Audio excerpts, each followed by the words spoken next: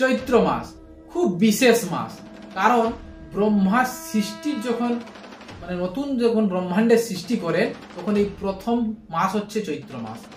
কারণ ব্রহ্মপুরাণে পরিষ্কার ভাবে বলা হয়েছে চৈত্রে মাসি জগদং ব্রহ্মা সসর্জ প্রথম অহনি। শাস্ত্র বলছে ব্রহ্মা যখন বিশ্ব ব্রহ্মাণ্ডের তথা জীবনের সৃষ্টি শুরু করেছিলেন তখন এই চৈত্র মাসের শুক্লপক্ষ থেকেই শুরু করেছিলেন। সনাতনীরা এই জন্য চৈত্র মাসের শুক্লপক্ষ থেকে নতুন বছর এসেছে বলে মানতে শুরু করে, এবং এই চৈত্র মাসের শুক্লপক্ষে আমরা বাসন্তী পূজাও করে থাকি অর্থাৎ নবরাত্রি পালন করি, যা আসল দুর্গাপূজা নামে পরিচিত। আজকের এই ভিডিওতে আমরা জানবো চৈত্র মাসে এমন 5টি কাজ যা আমাদের করা উচিত নয়। আপনারা সবাই যুক্ত হয়েছেন সনাতন উইথ অ্যাস্ট্রোলজি ইউটিউব চ্যানেলে, সুতরাং ভিডিওটি স্কিপ না করে শাস্ত্র প্রমাণের সঙ্গে ভিডিওটিকে মনোযোগ সহকারে দেখুন। প্রথম কাজ হচ্ছে চৈত্র মাসে ভুলেও বিবাহ করা উচিত নয়, কারণ শাস্ত্র বলছে নসাদ প্রবৃত্তি চতুষ্টয়ে বিবাহ নো পৌষে নো চ মধু সংযোগে বিধিও। শাস্ত্র বলছে পৌষ মাস এবং চৈত্র মাস এই দুটি মাসে ভুলেও বিবাহ করা উচিত নয়। দ্বিতীয় কাজ হচ্ছে চৈত্র মাসে ভুলেও গৃহপ্রবেশ করবেন না, কারণ শাস্ত্র বলছে চৈত্রে গৃহপ্রবেশ অর্থ হানি সাধ, অর্থাৎ চৈত্র মাসে যদি আপনি গৃহপ্রবেশ করেন তাহলে অর্থহানির যোগ থাকবে।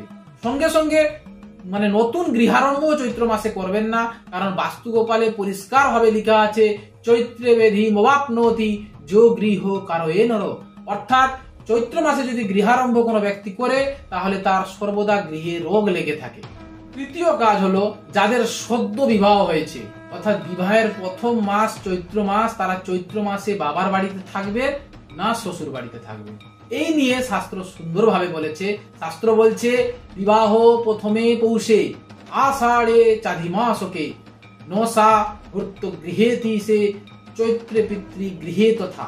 শাস্ত্র বলছে পৌষ মাসে, আষাঢ় মাসে এবং অধিক মাসে নতুন স্ত্রী তার স্বামীর গৃহে থাকা উচিত নয়। ঠিক সেইভাবে যদি নতুন স্ত্রীর বিবাহের পরে প্রথম মাস চৈত্র মাস হয় তাহলে তার বাবার বাড়িতে থাকা উচিত নয়, অর্থাৎ শ্বশুর বাড়িতে থাকবে। অর্থাৎ চৈত্র মাসে নতুন বিবাহ যদি হয়ে থাকে, প্রথম মাসটা চৈত্র হয়, তাহলে অবশ্যই শ্বশুর বাড়িতে স্ত্রীদের থাকা উচিত, বাবার বাড়িতে নয়। এটাই হচ্ছে শাস্ত্রের সিদ্ধান্ত। চতুর্থ কাজ, ভুলেও সন্তানদের চৈত্র মাসে চূড়াকরণ করবেন না, অর্থাৎ মুন্ডন করাবেন না। কিন্তু যদি কোনো কারণে চৈত্র মাসের শুরু শুক্লপক্ষতে হয় তাহলে করাতে পারেন, নবরাত্রির দিন করাতে পারেন, কিন্তু চৈত্র মাসে চূড়াকরণও করতে নেই। এটাই হচ্ছে শাস্ত্রের সিদ্ধান্ত। পঞ্চম কাজ, ভুলেও চৈত্র মাসে নিজের বাড়িতে দেবী দেবতার নতুন মূর্তি বা প্রতিমা প্রতিষ্ঠা করবেন না। এটাই হচ্ছে শাস্ত্রের সিদ্ধান্ত। সুতরাং এই 5টি কাজ ভুলেও চৈত্র মাসে করবেন না। যদি ভিডিওটি ভালো লেগে থাকে ভিডিওটিকে অবশ্যই লাইক করবেন, চ্যানেলটির পাশে থাকার জন্য চ্যানেলটিকে সাবস্ক্রাইব করতে ভুলবেন না, বন্ধুদের কাছে অবশ্যই ভিডিওটিকে শেয়ার করবেন, এবং সবাইকে জানাই ওম নমো ভগবতে রুদ্রায়। ভালো থাকবেন, নমস্কার।